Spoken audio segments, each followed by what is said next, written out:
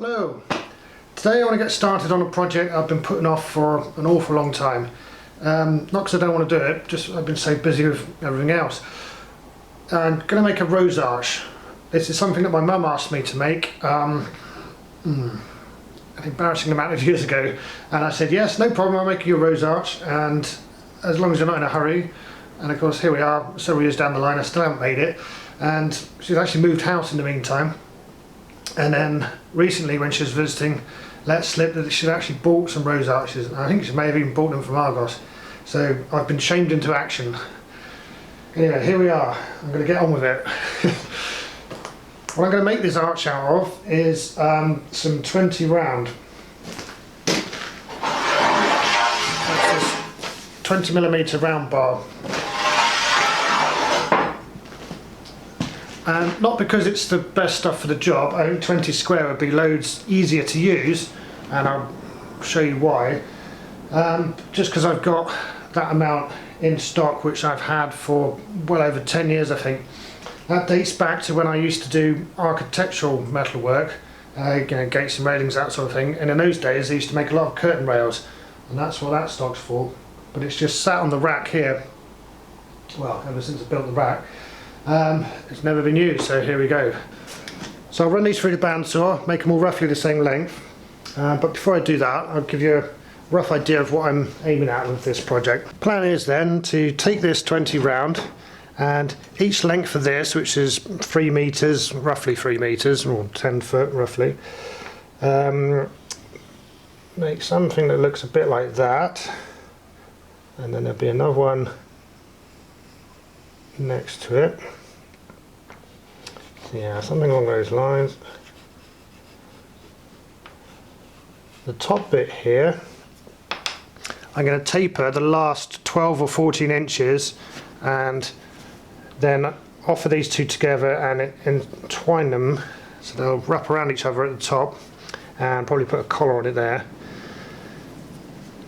Then once I've made this, I'll make another one, and my plan is to join the two together by punching holes through here. So there'll be holes every so often, and joining them together with some more round bar,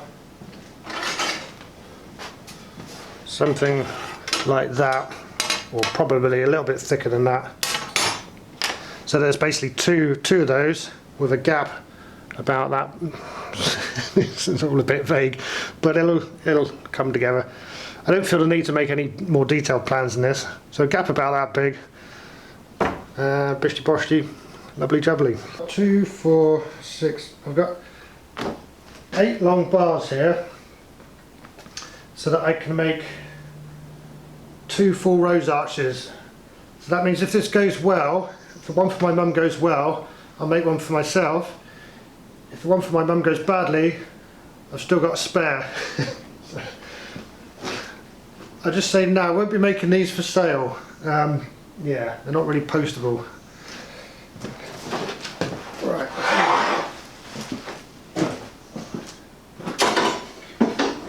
You can see now why the bandsaw is raised up. It's so that I have 2 rollers here, one there and one here. And that means I can stick material on there without it going on the workbench, which is just as well, because as you can see the workbench is full of crap.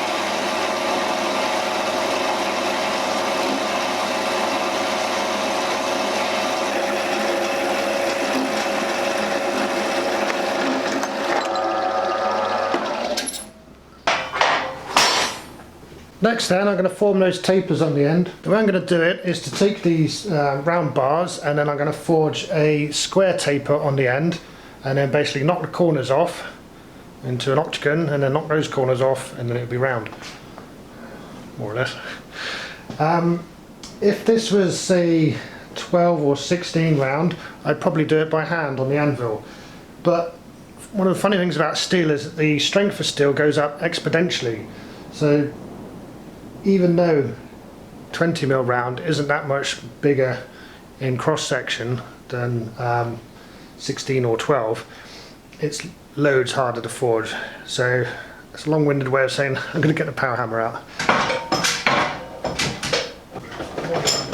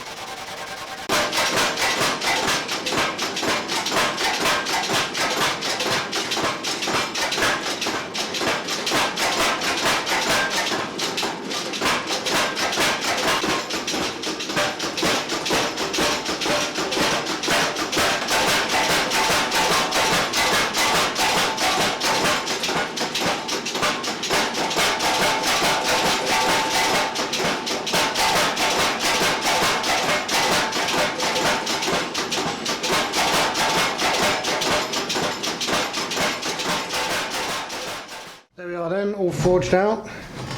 I did do a little bit of work over the anvil by hand, just to finish them off really. But I'm going to leave it very coarsely textured like that.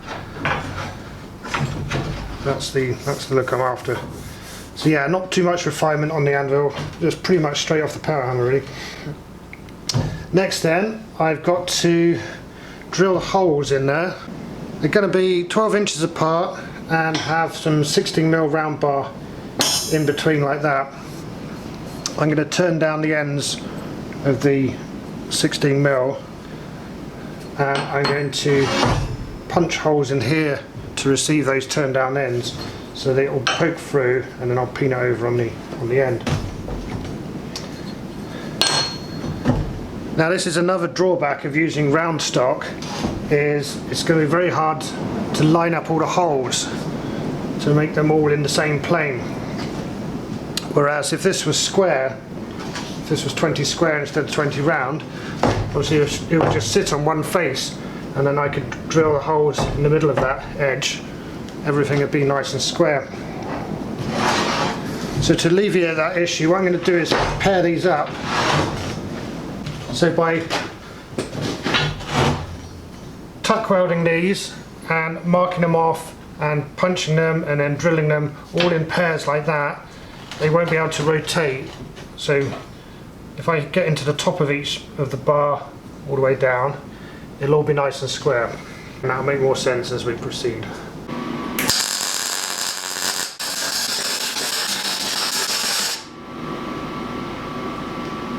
Yeah, that should do that. Right, next I've got to mark out where the holes are going to go.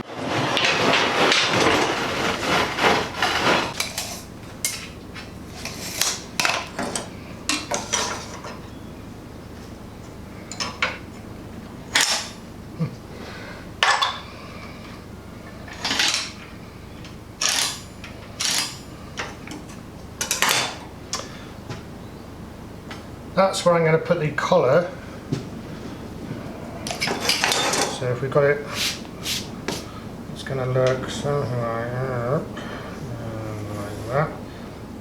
There's going to be a collar there, and this bit's going to be twisted with those taper bits. So I'm going to come back about 6 inches there. So that's to there.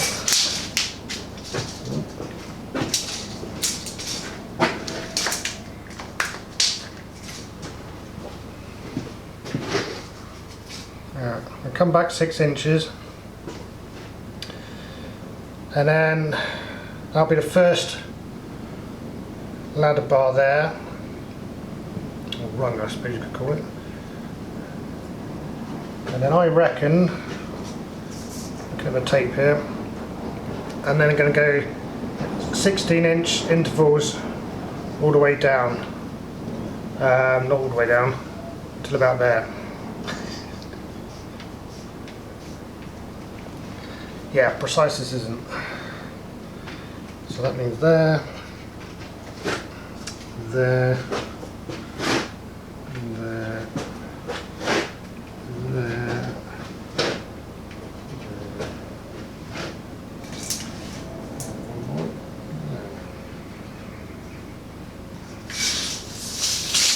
Right, this bit I'm going to scribe because it'll be easier to see.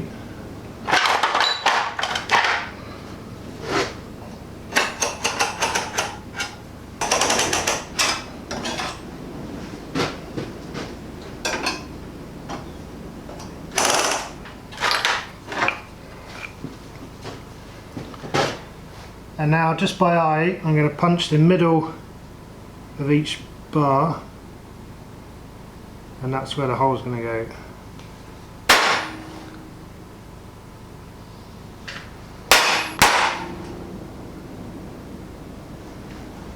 Normally, of course, I'd be looking to punch and drift the holes by forging them rather than drilling it first. But it's such an ungainly piece of steel to work on. Yeah, I just think the pilot hole is going to be a more accurate way of doing it. It's a pilot hole drift it. Because when I drift it through, there's a bit of bar, there's a bit of bar. So I'm going to drill a pilot hole, and then when I drift it through with the drift, it's going to swell out to the sides. So that means that I'm not going to be able to keep it tacked together when I do that part of the operation. So the tacks are just for doing drilling the pilot holes, which is coming up next.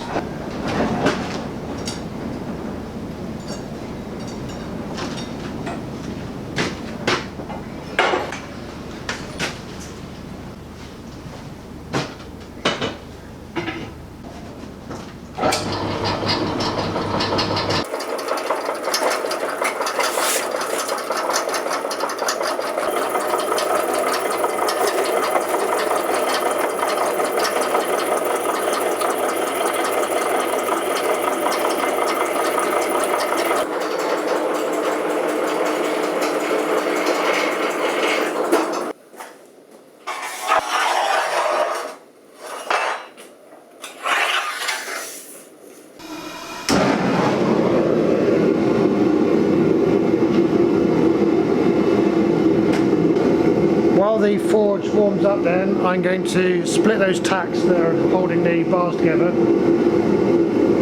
and set up something to support the bars as they go into the forge and support them when they go on the anvil.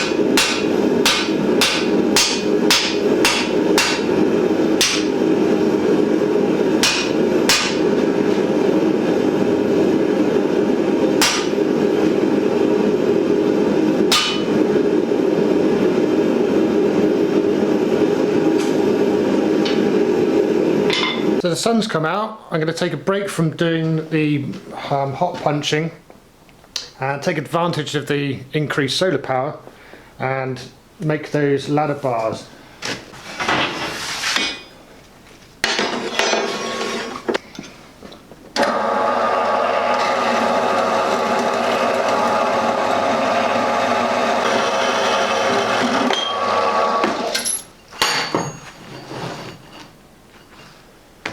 Here we are at the lathe then.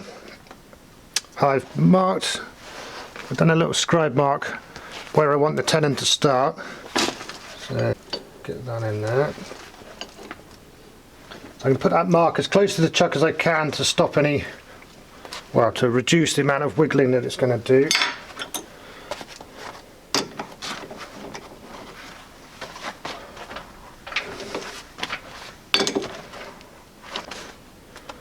Right, I'm just going to dress up the cutter.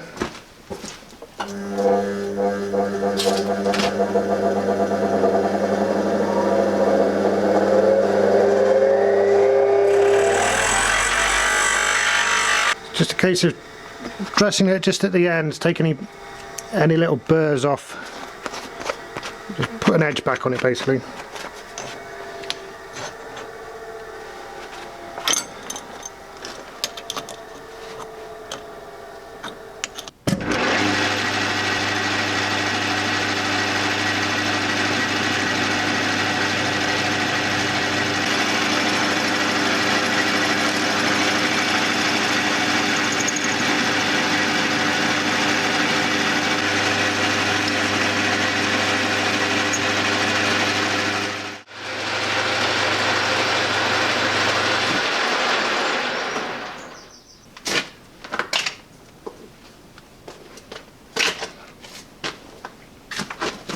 You might be wondering why I don't just forge out the end to make that shape, and it would be well doable. It just needs a swage tool with a bottom tool to hold it like that, and the same on the top, and then a monkey tool to form the shoulders. But I know how to do that. What I'm much less experienced at, as you can probably tell, is using the lathe. So putting in some more hours on the lathe will be a good thing. Plus, I'm not sure it would be that much quicker to forge it. Yeah, it's a surprisingly long drawn out process either way. The trouble is with turning is I do quite a lot of wood turning, so I tend to think of it in those terms, and making that shape on a wood turning lathe would, take no time at all. But we're getting through it with this. It's doing the job, so I'm going to continue.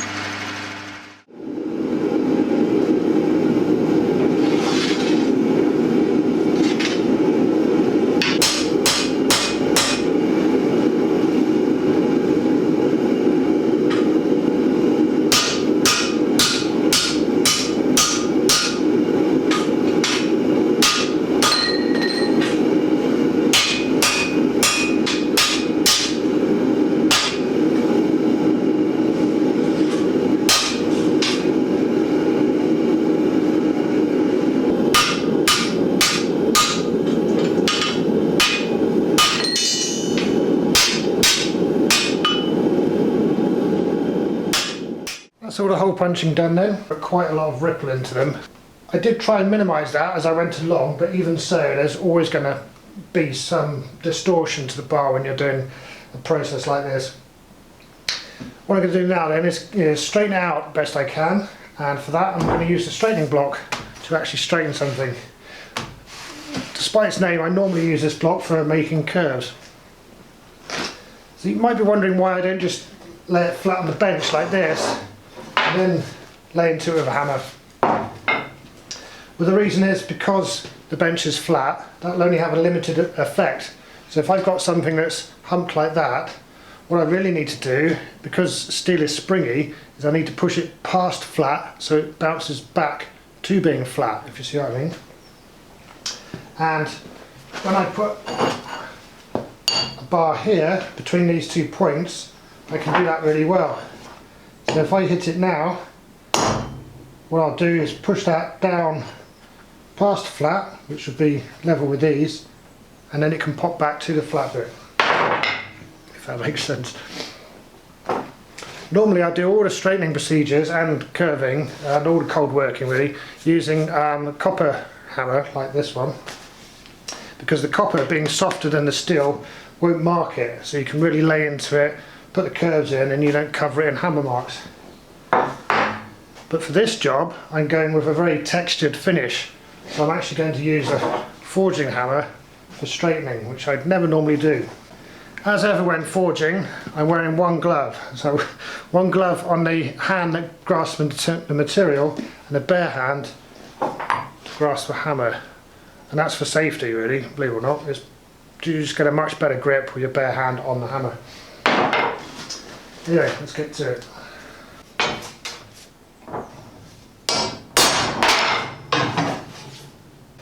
While I'm doing this process, I'm also going to put some hammer marks in around where the punch holes are,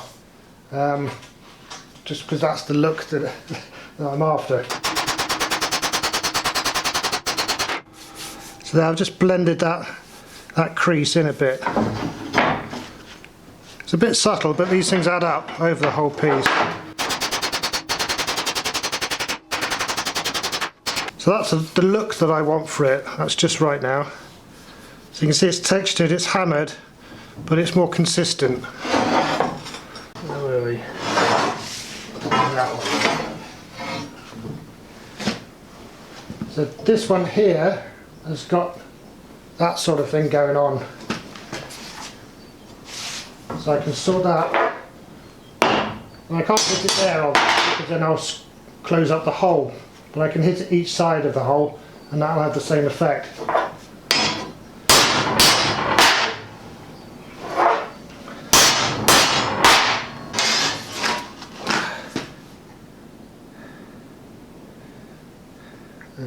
One there.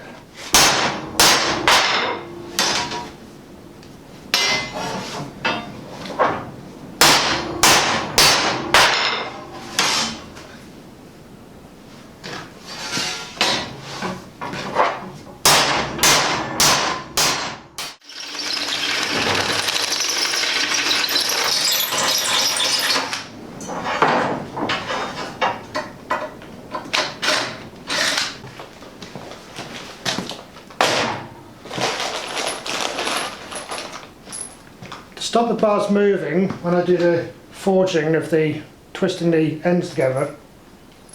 I'm going to try bolting them with some M8 bolts.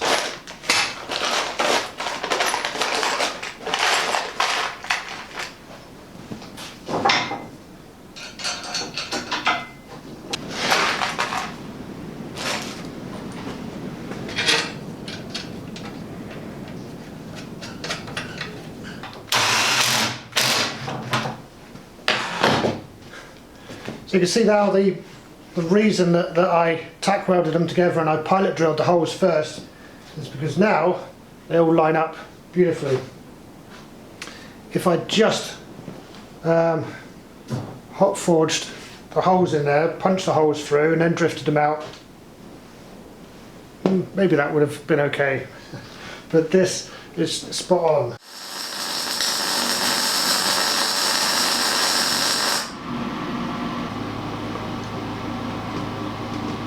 What I'm doing at the moment is welding that very top part, welding a part of the top part rather, just this 2-inch section here, and then that means that these two will be firmly fixed together when I go and do that twist. You won't see the weld because I'm going to put a wrapper collar around that and tidy it all up later on.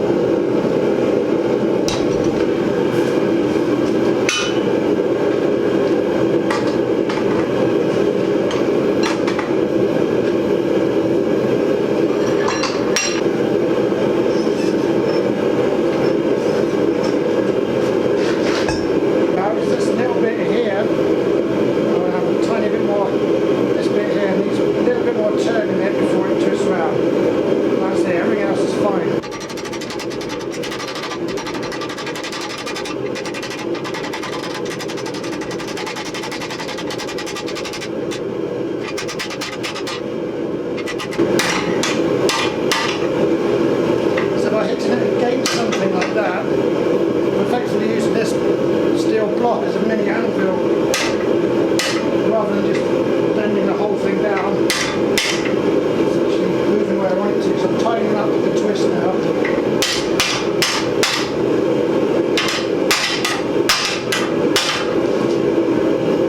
Yeah, that's pretty good. I'll do the same on the other one, and then move on to the next stage.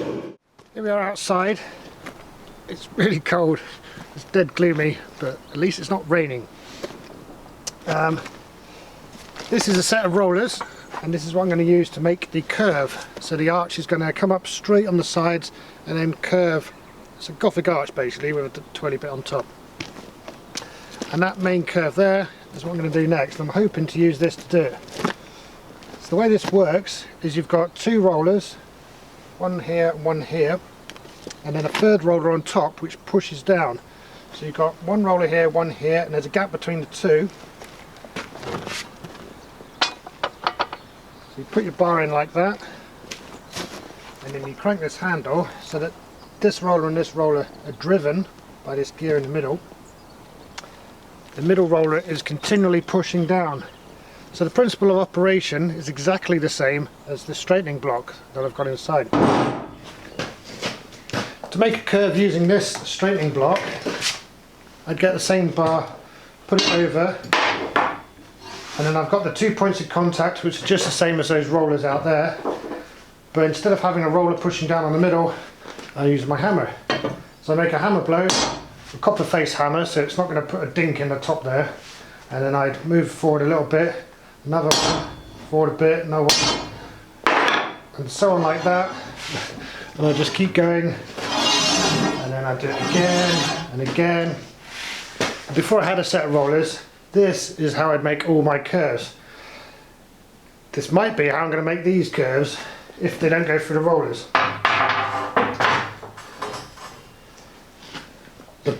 I once did a 7-foot circle using this and a copper hammer, but it did take a very long time. So we'll try feeding these through the rollers out there, but because I've hot punched these holes, they have a slight bulge in them, and it might catch enough in those rollers to make them ineffective, but let's find out. If it does work, it'd be a much easier way of doing it.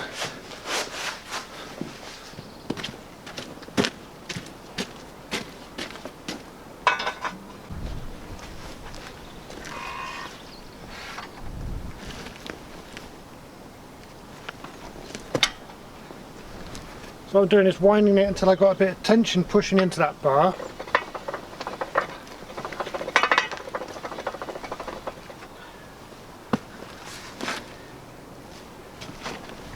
Right.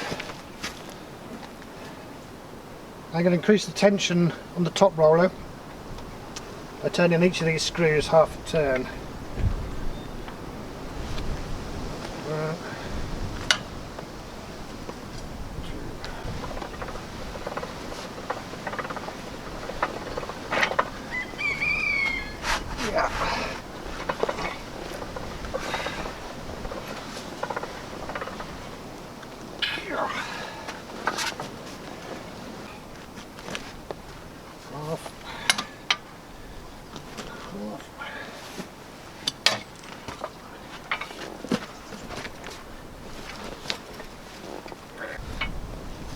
I can't really crank it two-handed because I have to guide it using the other arm.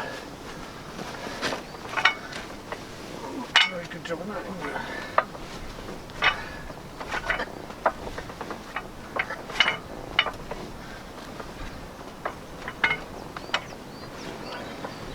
You should be able to see now it's really starting to curve, so we're heading in the right direction.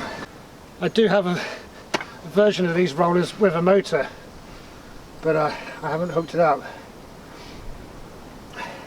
It's actually only a tool I use once or twice a year, so it doesn't really seem worth it. Anyway, this is working. It's fine. Yeah, I'm sure it's good for me. Whew. That's the curve I'm after. That's come out really well. I was expecting it to be worse than that because it does pinch more when it gets to these bits where the swells are, where the hot punching went through. Yes, I'm quite happy with that. Right. Whew.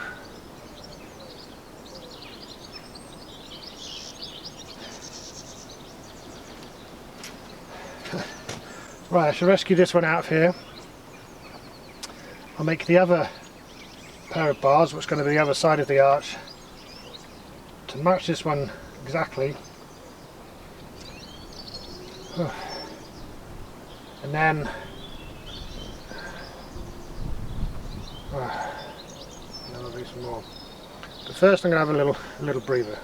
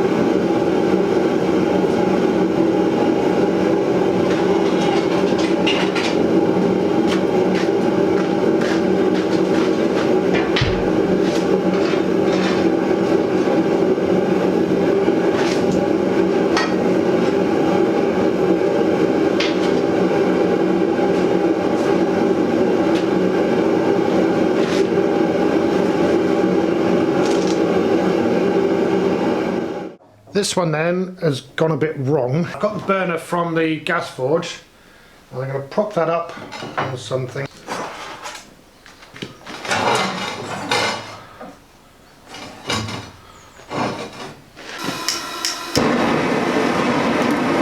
Flatten this bit here and then we're back on track.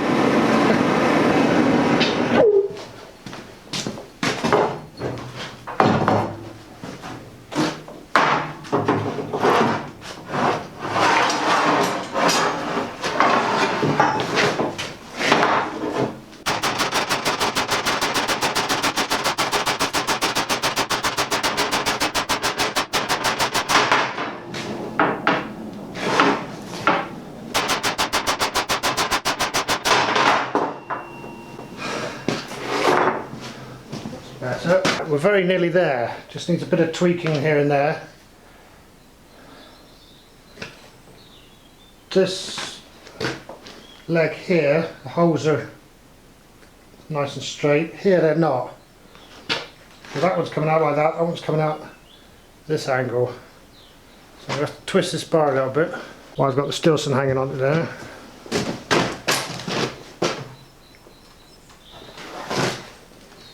There might be enough heat left in it to do this.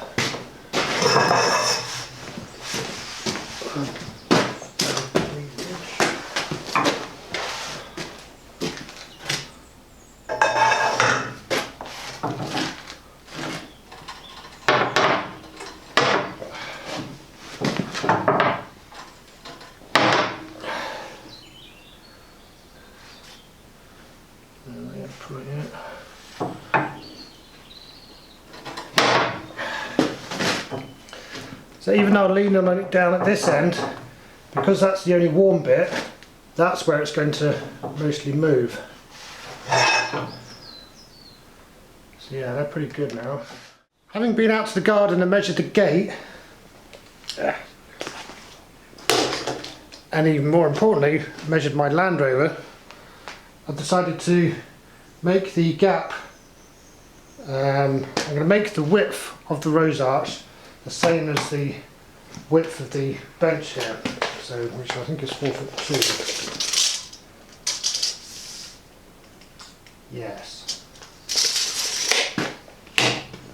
And the reason I'm doing that is because it's just occurred to me I've got to deliver this by putting it on the roof of the old Land Rover and driving it right across the country. So if I make a rose arch that's wider than the Land Rover is, it's going to be really difficult to strap it to the roof.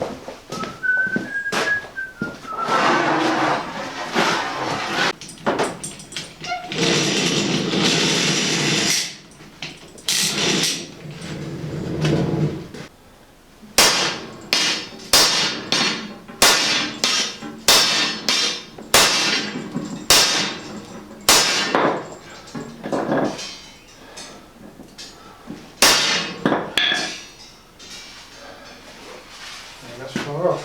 Right.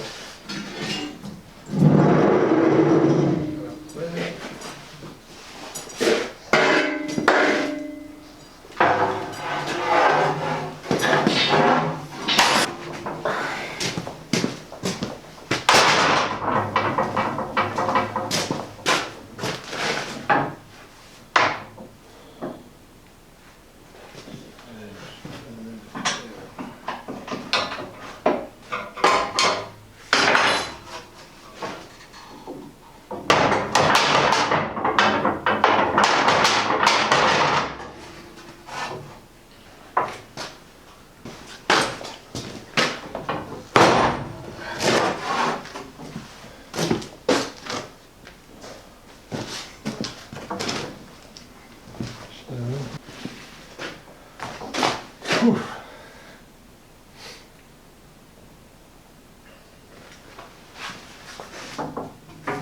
Yes, good.